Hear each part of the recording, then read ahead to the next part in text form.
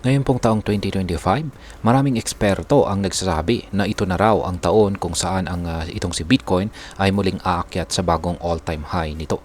Isa po sa pinakamainit na pag-uusapan natin ngayon ay ang Bitcoin Easy Money Strategy na ibinahagi ng analyst na si Max. Pero paano nga ba ito gumagana? Totoo ba na may madali at epektibong paraan para kumita kay Bitcoin? At syempre, ano po ang maaaring maging epekto nito para sa atin bilang mga Pinoy crypto traders at investors ni Bitcoin. Kaya yan, bago po tayo magpatuloy ay nais ko lamang po munang bigyang linaw ang aking disclaimer kung saan ang nilalaman po ng video na ito ay hindi po ito isang financial advice. For education and information purposes lamang po ang layunin nito. At ayan, sa kasalukuyan ay patuloy po ang pagiging volatile ni Bitcoin. Matapos po nitong umabot sa presyong $99,000 nitong Valentine's Day, agad po itong nakaranas ng selling pressure. Kaya bumagsak po ito sa $97,000. Ngunit hindi po dito natapos ang pagbaba nito. Bumagsak po ito sa ilalim ng $93,500 bago po siya tuluyang nakabawi at umabot muli sa $96,000. Ayan, sa kabila ng ganitong fluctuations, marami pong eksperto ang nananatiling optimistic sa magiging takbo ni Bitcoin sa mga susunod na araw. Isa na rito ang analyst na si Mags na nagbigay po ng isang estratehiyang nakabatay sa historical performance ni Bitcoin sa kanyang post-halving na tinatawag niyang Bitcoin Easy Money Strategy. Ngayon ay ano nga ba ang Bitcoin Easy Money Strategy na ito? Ayon po kay Mags, may sinusunod na pattern itong si Bitcoin base sa kanyang halving cycles. Kung pagbabatayan ang mga nakaraang cycles, may malinaw na pre-halving accumulation phase na nangyayari mga 500 days bago po ang halving. Sa panahong ito ay nasa mababang presyo si Bitcoin at ang mga matatalinong investors ay nagsisimula na pong mag-ipon o mag-accumulate ng Bitcoin. Pagkatapos po ng halving ay nagsisimula ang bull run kung saan tumataas ng malaki ang presyo ni Bitcoin. Sa loob po ng 500 days matapos ang halving, karaniwang inaabot ni Bitcoin ang kanyang pinakamataas na presyo bago magkaroon ng matinding correction. Kaya kung susundin po ang strategy na ito, ang pinakamagandang gawin ay bumili ng Bitcoin 500 days bago ang halving at magbenta 500 days matapos ang halving, kung kailan inaasahang nasa peak na ang presyo nito.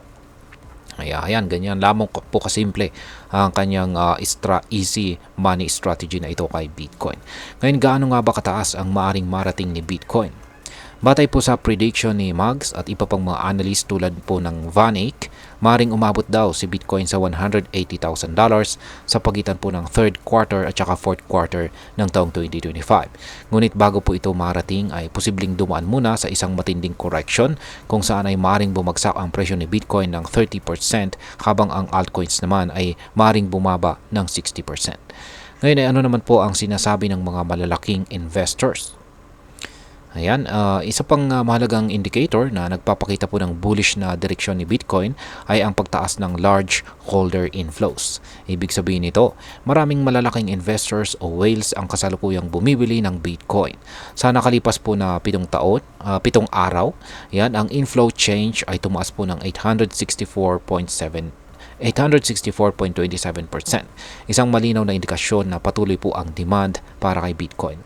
Sa loob naman po ng 30 days, ang inflows ay tumaas po ng 441.06%, kung saan ay nangangahulugan na maraming institutional investors ang patuloy po na nag-accumulate ng Bitcoin. Samantala, sa loob naman ng 90 days ay bumaba po ito ng 85.70% na nagpapakita naman na maaring nasa phase na tayo ng post-distribution consolidation phase. Ayan. Ngayon, ano po ang maaaring maging epekto nito para sa atin bilang mga Pinoy crypto traders at investors na interesado dito kay Bitcoin? Yan, para sa atin dito sa Pilipinas, ang ganitong impormasyon ay isa po itong golden opportunity. At ang tanong ay bakit? Ito po ay dahil kung alam natin ang tamang timing ng pagbili o pagbebenta ng Bitcoin, mas mapapalaki po natin ang ating kita sa crypto trading. Yan, para po sa mga long-term investors, ang pagsunod po sa Bitcoin Easy Money Strategy na ito ay isang magandang paraan upang makapasok sa market sa tamang panahon at makalabas bago bumagsak ang presyo. Para naman po sa mga traders, ang volatility ni Bitcoin ay isang pagkakataon upang kumita sa short-term trading basta't may tamang risk management. At para naman po sa mga beginners or baguhan, ito po ay isang paalala na ang tamang kaalaman at diskarte ang siyang susi sa pagyaman sa crypto. Hindi lang ito basta buy low, sell high, kundi kailan dapat bumili at kailan dapat magbenta. Ngayon ay bilang panghuli ay ano naman ang aking masasabi tungkol dito.